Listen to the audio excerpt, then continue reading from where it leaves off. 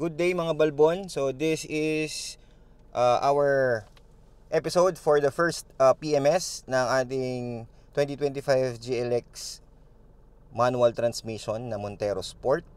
This is his first month.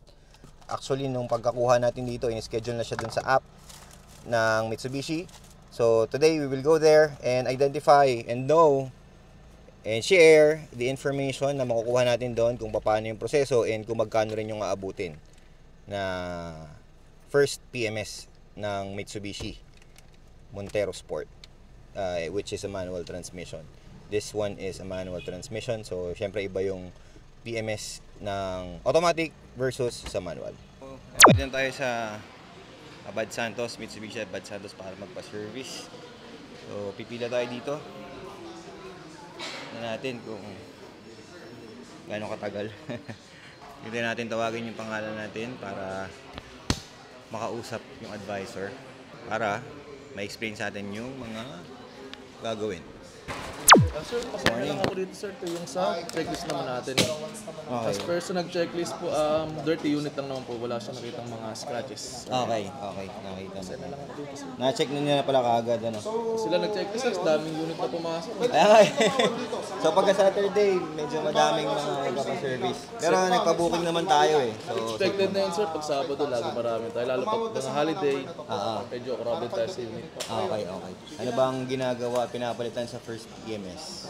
Chaser lang tayo sir, done basic checking. 1,000 kilometer check-up rin naman yung labor and genuine parts sir. Papal tayo ng oil filter, drain plug gasket, radiator cup sticker. Ang purpose po sir ng radiator cup sticker sir, hindi nyo siya pwedeng tanggalin yung sa radiator cup.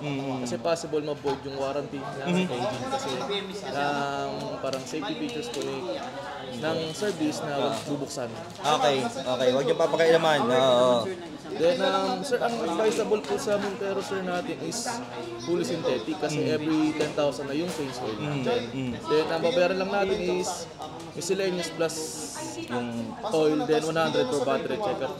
Ito namang dito sir, optional naman itong tatlong yan sir. Ang fuel system treatment sir, siya nag-eliminate ng water contaminants sa gas kasi sa may gasoline station may tubig-tubig. Windshield screen washer fluid para malesin yung pamumuti ng windshield or tinatawag nating acid rain sir. Yung care pag sir, lalo naman brand new unit naman kahit tanggalin na natin yan. Okay. Magkano to? Sir, pag tinanggal ko yung care pag anti-back in total po 6,460. 6,460. Opo. Yung dalawang sir yun, optional Pero naman. meron naman na itong ano eh. Kasi kakakuha ko lang, di ka naman nagagamit masyado yung washer. Meron pa naman siguro to. Sige, Nilalagyan din naman dito sir ng tubig. Yan kasi additives lang. Additives to. Okay. Sige, wag muna yan. Ito lang muna yung priority natin, yung change oil. Sige. Itong miscellaneous, ano itong miscellaneous na to? Mandatory yan sir, kada pasok ng unit, ibabayaran tayo 500. Included na dyan yung car wash, protective material habang ginagawa ng technician, and vacuum. Okay, so may car wash na rin to na kasama, expected na. Basta pagka pumasok ka for PMS, kasama na kagad yung car wash. Ayun yung miscellaneous. Okay, sige. Okay, ayos. Ayun lang muna, wag muna natin to yung In total sir, 5,560. Okay. Gusto ng performance ng unit niyo sir, so far? So far, okay naman. Maganda talaga yung sa pagdating ng takbo, sa power na engine, yung transmission, wala akong masabi, May napansin pala ako dun sa unit. Yung part ng salamin, yung tail light niya, dito sa may gilid, nagmo-moist siya pagka naka-open yung aircon. So, inobserbahan ko rin eh. Sa likod? Sa likod. Passenger side. Passenger side. Kasi nakikita ko doon tumutulo eh. Nandun kasi sir yung sa ng aircon natin sa likod, para sa second row nandun. Kahit any Montero naman sir, pag tinagalan mo na lalo nakasarado yung parang Yes. Pag nakasarado, mag-moist talaga lalo sa labas. Normal yun nila. Kaya nga inobserbahan ko din, sabi ko, ay nakasarado pala yung yung pag lalo pag nakasarado, tapos malamig yung panahon. Makikita mo sa labas, puro moist. Bumoist talaga. Yun pala yun. So, namansin ko yun eh. So, normal lang pala. Since lang naman siya, change oil lang siya, mga ilang minutes yung duration ng full charge. Sir, actually sir, pag first 1,000 check-up sir, is lang yun, nasa 60 minutes lang. 60 minutes lang. Basta ikaw lang, apan ng handling ng technician. Pero pag yung ganito, bibila kung gusto mo 60 minutes, pag nahawakan na ng technician. Pagka nahawakan na. Loko na naman. Ayan na, sasalang na pala siya. Ay, hindi. Si Ron Balbon. Si Ron Balbon. Peso pa lang yan, sir. Aabang pa lang pala. O, yan. Kita niyo. Sumakto pa. Alright, so pakita lang natin sa inyo ng maayos. Kanina yung explain sa atin. Ito yung repair estimate.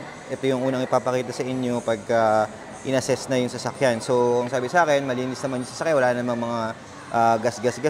Medyo madumi lang talaga yung loob saka yung labas. Pero sinadya naman natin yun kasi we're expecting na meron niyang tawag dito, meron siyang car wash pagka napunta tayo dito for PMS. Antimanang ika-car wash siya bago i-release. Okay, so ayun, unit natin is Mitsubishi Montero.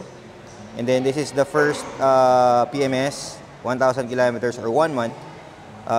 So, ang labor niya is free. Tapos, yung mga genuine parts, ito yung sinasabi natin nung sa episode natin, kung hindi nyo pa napapanood yung release nung sasakyan, isin-explain sa atin na yung ating PMS is free of labor and parts. So, yung parts na sinasabi, ito yun. Ito yung mga genuine parts na libre. Ayan, nakalagay dito. Libre lang siya. Which are yung oil filter, yung engine drain plug gasket, saka isang radiator cap sticker. So, para saan daw yung sticker? Sticker is for making sure na hindi natin bubuksan yung radiator. Pag kasi nasira yung sticker na yun, ibig sabihin binuksan. Eh, hindi ina-advise ni Mitsubishi to do that. So, mapo-void yung warranty pag ginawa mo yun. And then, ito na yung babayaran natin, yung talagang gagastusin natin, which are the materials, gas, and lubes. So, fully synthetic, 8 na fully synthetic. 8 liters malamang yan. So, 4,960 yung fully synthetic na diesel engine oil. And then, ano yung miscellaneous? Yan, may miscellaneous tayo na tinatawag. So, kinlarify natin kanina yan. Ulitin ko lang ulit. That includes yung car wash, yung paglilinis mismo ng sasakyan, vacuum, ganyan. And then, yung mga protective pads nila, for example, yung sa steering wheel, pagka hinawakan ng mekaniko, di ba, para hindi madumihan sa cover ng upuan, para hindi madumihan yung upuan habang ginagawa. Kasi hindi naman maiiwasan na upo yung mekaniko or yung technician dun sa sasakyan. Now, ayun yung miscellaneous. So, 500 siya. Every time na magpapa-PMS ka, given na dapat merong miscellaneous na nakalagay. Okay? So, yung materials yan, 100 pesos, materials and gas lubes. So, yan yung babayaran lang natin. Kasi, merong highly recommended na nakalagay dito, fuel system treatment. So, optional naman. Tsaka yung windshield screen washer fluid, okay din naman, meron pa naman yun. So, element lang din naman yan. So, pinatanggal natin yun. Kung hindi natin pinatanggal, total sana siya ng 7,660. Pero nung pinatanggal natin yung mga recommended, the total for our first PMS is 5,560 pesos. So, ayan yung mabayaran natin mamaya pagka tapos ng i-service. Okay? O baka meron kayong question mga balbon na, just comment down below. And please consider liking this video if this is giving you some kind of information or nakatulong to sa inyo. Okay? So, hintayin na natin lumabas yung sasakyan. Let's go! Tapos na maservisan, first PMS ng ating Montero Sport GLX manual transmission. Iyon. Yan. Iyon. Ayos.